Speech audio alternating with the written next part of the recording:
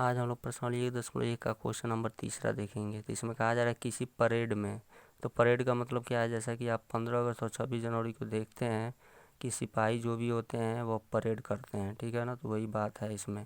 तो कहा जाए 616 सदस्यों वाली एक सेना आर्मी की टुकड़ी को, यानी कि 616 आर्मी के जवान ऐसे हैं जो क्या कर रहे हैं, उनको टहलना है यानी कि मार्च करना है किसके पीछे, 32 सदस्यों वाले एक आर्मी बैंड के पीछे मार्च करना है, ठीक है ना।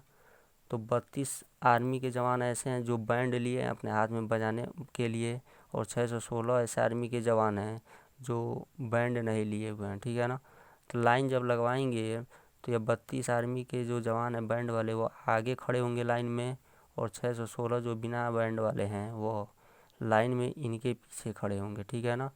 तो वही इसमें कहा जा रहा है कि दोनों समूहों को समान संख्या वाले स्तंभों में मार्च करना है, यानी कि जितना भी लाइन लगवाएंगे प्रत्येक लाइन में क्या होना चाहिए, इन दोनों की संख्या समान होनी चाहिए, ठीक है ना। इसका मतलब क्या है अभी आपको समझाया जा रहा है, यानी कि जितना भी आप लाइन लगवाएंगे सब में क्या होना चाहिए, उनकी संख्या समान होनी चाहिए। अब कहा जा रहा है उन स्तंभों की अधिकतम संख्या क्या है जिनमें वो मार्च कर सकते हैं, यानी कि मैक्सिमम आप कितना लाइन लगवा सकते हैं कि इनकी प्रत्येक लाइन में संख्या क्या हो, समान हो। तो ये प्रश्न क क्या रहा है तो उसको हम पहले समझेंगे एक एग्जाम्पल के द्वारा। तो यहाँ देखिए, जैसा कि आप देख रहे हैं यहाँ पे हम मान के चल रहे हैं कि 4 लड़कियां हैं जिनको गर्ल हम कहते हैं, तो मान लीजिए इसको जी से लिखा गया है, और 6 लड़के हैं जिसको बॉय कहते हैं, तो मान लीजिए इसको बी से लिखा गया है। तो कहा जाए मैक्सिमम कितना लाइन लगवाया जाए कि प्रत्येक लाइन में लड़के और लड़कियों की संख्या क्या हो, समान हो, ठीक है ना। तो मान लीजिए आप 4 लाइन लगवाना चाहते हैं, तो 4 लड़कियां हैं तो एक एक लाइन एक एक लड़कियां क्या हो गई, खड़ी हो गई। अब और आप यह मान के चल रहे हैं कि हम लड़कियों को लाइन में आगे खड़ा करेंगे, ठीक है ना। तो यानी कि लड़की आगे रहेंगी और लड़के पीछे रहेंगे। तो 4 लड़कियां हैं तो एक लड़की यहाँ पे, दूसरा तीसरा चौथा, चारों लड़कियां खड़ी हो गई। अब बच गए 6 लड़के, तो एक लड़के को यहाँ कीजिए खड़ा, एक को यहाँ, एक को यहाँ, एक को यहाँ, ठीक है ना। तो 4 लड़के तो खड़े हो गए, बच गए 2। तो एक लड़का यहाँ पे हो गया, एक लड़का यहाँ पे। तो आप क्या देख रहे हैं, इस लाइन में 3 स्टूडेंट हैं और इसमें भी 3, लेकिन इसमें 2 और इसमें 2, यानी कि जो लाइन लगवाया गया है वह सही से नहीं लगवाया गया है, ठीक है ना। यानी कि इसको हम इसी को हम क्या कहेंगे, स्तंभ कहेंगे। तो प्रत्येक स्तंभ में क्या है, इनकी संख्या समान नहीं है। इसका मतलब इसमें 2 लड़के हैं, इसमें 2 लड़के हैं, तो इसमें भी 2 होना चाहिए, इसमें भी 2 होना चाहिए, ठीक है ना। तो ऐसा नहीं है, तो यानी कि लाइन लगवाने का तरीका क्या है, गलत है।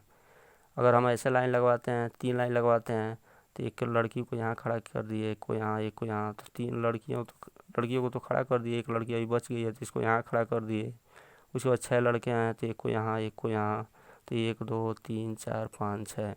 अब भी क्या देख रहे हैं आप, लाइन सही नहीं है। क्यों नहीं सही है, क्योंकि इसमें 4 लोग हैं, इसमें 3 लोग, इसमें 3 लोग, यानी कि अभी तरीका क्या है, गलत है। तो अगर हम 2 लाइन लगवाते हैं तब क्या देखते हैं, एक लड़की यहाँ, एक लड़की यहाँ, एक लड़की यहाँ और एक लड़की यहाँ। तो टोटल 4 लड़कियाँ हो गई, 1 2 3 4, ठीक है ना। 4 लड़कियों को खड़ा कर दिया, अब 6 लड़कों को खड़ा करना है इनके पीछे, एक लड़का यहाँ, एक लड़का यहाँ, तो 1 2 3 4 5 6। अब आप देख रहे हैं लाइन सही है, ठीक है ना।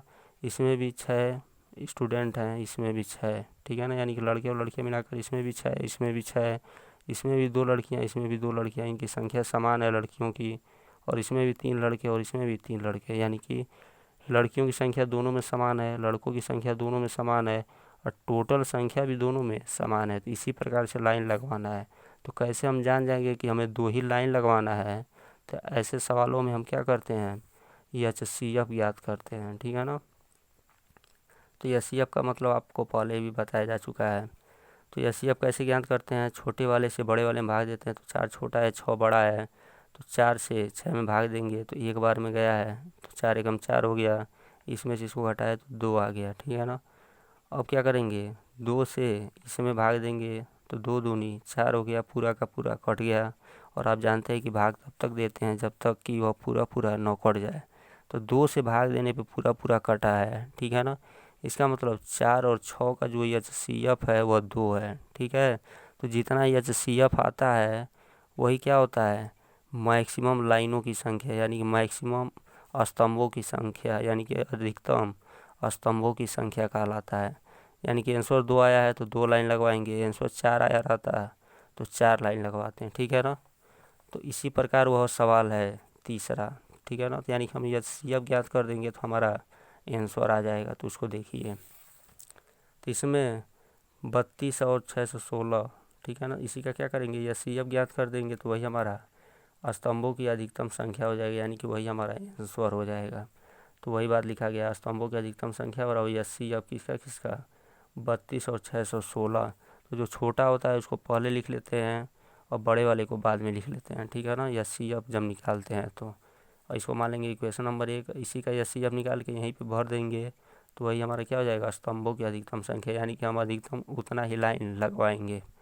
तो यह कैसे निकालते हैं 80 अब, यूक्लिड विभाजन प्रमेय से आपको पहले से पता है, ठीक है ना। तो उसी बात को लिखा गया है। अब इसका 80 अब निकालेंगे तो कई चरणों में निकालते हैं, जैसा कि आपको पता है। तो चरण नंबर 1 कैसे लिखेंगे, या छोटा है या बड़ा है उसको लिख देंगे, और कौन सा नियम लगाएंगे, यूक्लिड विभाजन प्रमेय का। तो कैसे लिखा गया है, तो यहाँ पहले भाग दिया गया है फिर लिखा गया है, तो उसको देखिए। जैसा कि आप देख रहे हैं यहाँ पे 616 में भाग दिया गया है, ठीक है ना। तो यहाँ पे 616 में भाग दिया गया है 32 से, तो एक बार में गया है तो 32 हो गया, और इसमें से इसको घटाए तो 29 हो गया, ठीक है ना। तो अभी आप देख रहे हैं यहाँ पे 6 बचा हुआ है तो इसको उतारेंगे और फिर से भाग देंगे, तो 32 से भाग देंगे तो 9 बार में जाएगा तो 288 आएगा, फिर इसमें से इसको घटाएंगे तो 8 आएगा। अब जितना बचा है उससे इसमें भाग देंगे, ठीक है ना। तो 8 चौको 32, ठीक है ना, पूरा पूरा कट गया।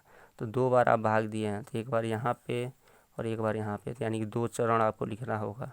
तो पहले चरण में क्या लिखेंगे, 616 को लिखना है तो क्या लिखेंगे, 32 गुणे 19 और प्लस 8, तो वही बात लिखा गया है, ठीक है ना। तो देखिए चरण नंबर फर्स्ट 616 बराबर 32 गुणे 19 प्लस 8। तो आप देख रहे हैं आर का मान यहाँ 0 नहीं आया तो क्या आया है, 8 आया है। अतः हम फिर से यूक्लिड विभाजन प्रमेय का एक बार और लगाएंगे, ठीक है ना। तो वही बात लिखा गया है यहाँ पे। तो क्या क्या बचा हुआ है, अब 8 से भाग देंगे किस में, 32 में, तो 4 बार में गया है। तो यानी कि इस 8 और 32 में कौन बड़ा है कौन छोटा है, तो उसको आप लिख के दिखा लेंगे, जैसा कि आप देख रहे हैं यहाँ पे क्या है, 32 बड़ा है 8 छोटा है, अतः यूक्लिड विभाजन प्रमेय से। तो 32 को कैसे लिखेंगे, तो 8 गुणे 4 प्लस 0, ठीक है ना।